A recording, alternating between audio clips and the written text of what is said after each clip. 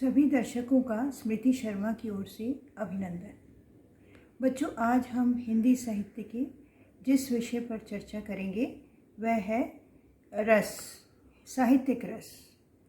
जैसा कि आप सब जानते हैं कि 9वीं और 10वीं कक्षा के छात्रों को परीक्षा में एक प्रश्न आता है जिसमें कविता की कुछ पंक्तियां देकर ये कहा जाता है कि इन पंक्तियों का काव्य सौंदर्य या शिल्प सौंदर्य स्पष्ट कीजिए। तो बच्चों, इस प्रश्न के उत्तर में हमें सबसे पहले कवि और कविता का नाम लिखने के पश्चात उन पंक्तियों का भावार्थ बहुत ही संक्षिप्त रूप में लिखना होता है। तत्पश्चात उन पंक्तियों में निहित अलंकार, छंद, गुण, भाषा शैली और किस रस की प्रधानता है ये बताना भी ज़रूरी होता है।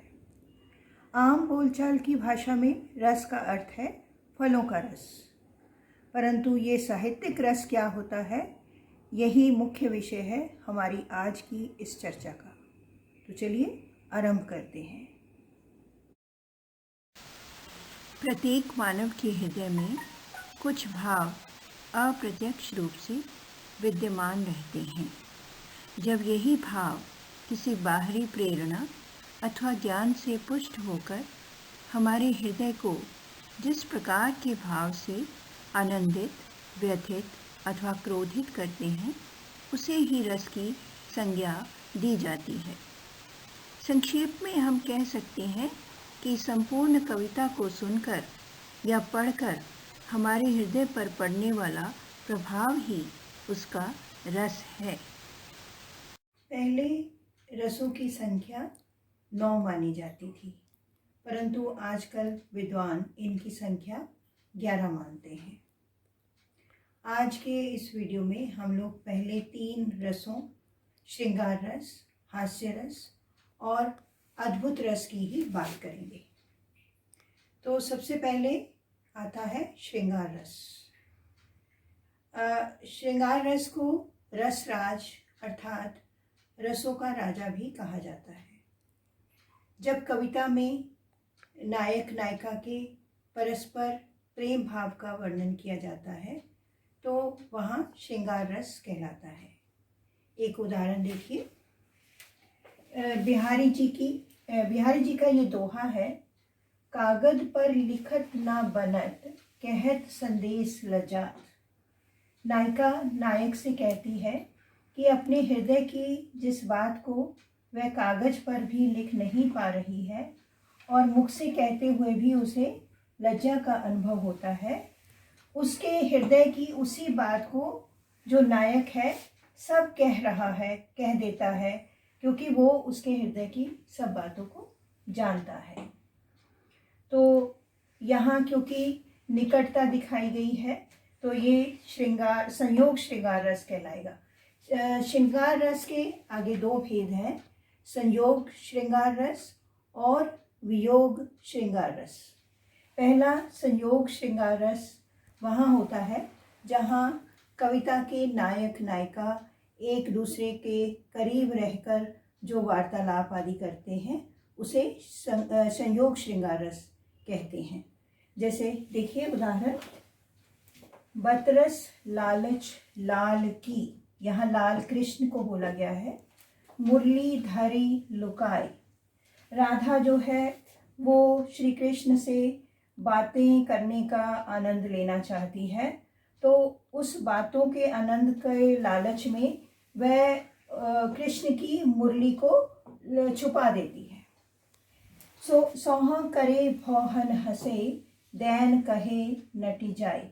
श्री कृष्ण उसे मुरली वापस देने को कहते हैं, परंतु वो वापस देने से इनकार कर देती है और सौगंध खाती है और आंखों में हंसती है कि ये बताने के लिए कि उसके पास तो मुरली है ही नहीं।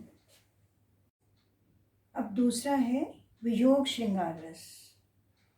जब नायक और नायिका में परस्पर अत्यधिक प्रेम होता है परंतु उनका मिलन नहीं हो पाता, तो वहाँ कहा जाता है वियोग श्रृंगार रस। तो ये उदाहरण है, निस्दिन बरसत नयन हमारे। जब श्री कृष्ण गोपियों को वृंदावन में अकेले छोड़कर मथुरा चले जाते हैं तो बहुत दिनों के बाद उनको उनकी जब याद आती है तो अपने मित्र उद्धव को वो उनका हाल जानने के लिए वृंदावन भेजते हैं। तो वहाँ पर जब गोपियाँ उनसे मिलती हैं उद्धव से, तो वो अपने मन का हाल उनको सुनाती हैं और कहती हैं कि हमारे मन के हाल को जाके कृष्ण से कहें ताकि वो हमें मिलने के लिए आ सकें। तो क्या कहती हैं गोपियाँ उद्धव से? निस्दिन बरसत नयन हमारे।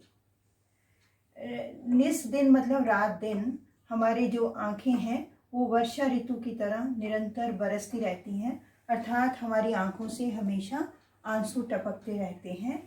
सदा रहत पावस ऋतु हम पे, जिस तरह वर्षा ऋतु में निरंतर बारिश होती रहती है, पानी गिरता रहता है, उसी तरह हमारी आँखों से भी निरंतर आंसू गिरते रहते हैं।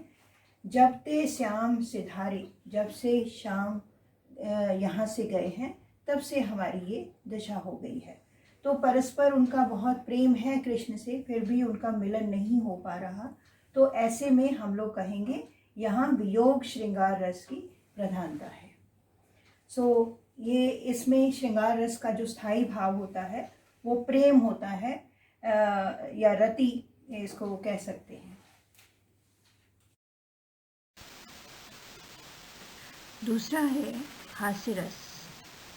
काव्य में किसी व्यक्ति के विकृत रूप, आकार या वेशभूषा अथवा अनोखी वस्तुओं के वर्णन से हास्य रस की उत्पत्ति होती है।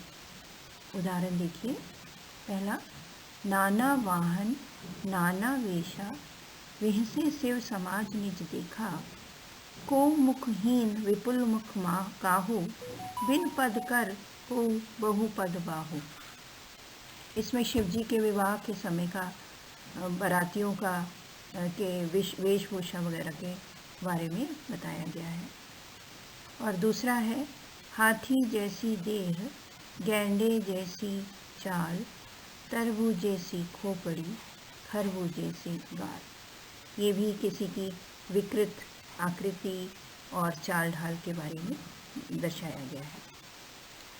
तीसरा है, बंदर ने कहा बंदरिया से, चलो नहाने गंगा, बच्चों को छोड़ेंगे घर पर, वहीं करेंगे हुड़दंगा।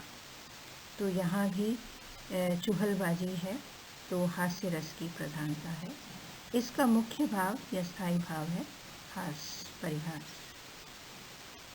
अब तीसरा है अद्भुत रस। इसमें प्राणियों अथवा वस्तुओं की विचित्रता का वर्णन होता है।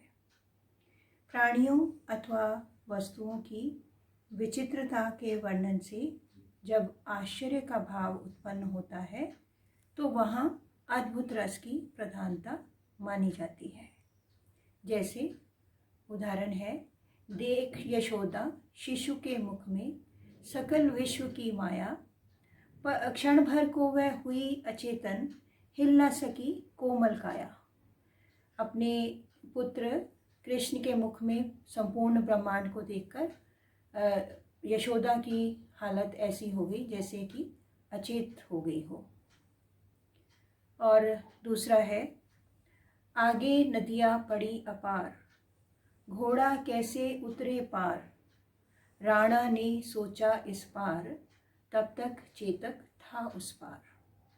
यानी अभी महाराणा प्रताप इधर सोच ही रहे थे कि चेतक को नदी कैसे पार करवाई जाए, तब तक तो चेतक नदी पार कर चुका था। तो इस तरह के आश्चर्य के भाव जहाँ उत्पन्न होते हैं, आश्चर्य के कार्य, आश्चर्यजनक कार्य होते हैं, तो वहाँ पर अद्भुत रस की प्रधानता मानी जाती है। इसका स्थायी भाव है आश्चर्य या विस्मय। मुझे आशा है कि अब आपको काव्य पंक्तियों में निहित रस को पहचानने का तरीका अच्छी तरह समझ में आ गया होगा। जिन पंक्तियों में जैसा भाव प्रकट हो, उसी नाम वाला उसमें रस होता है। वर्णारव चैनल को सब्सक्राइब अवश्य कर दें। धन्यवाद। जय हिंद।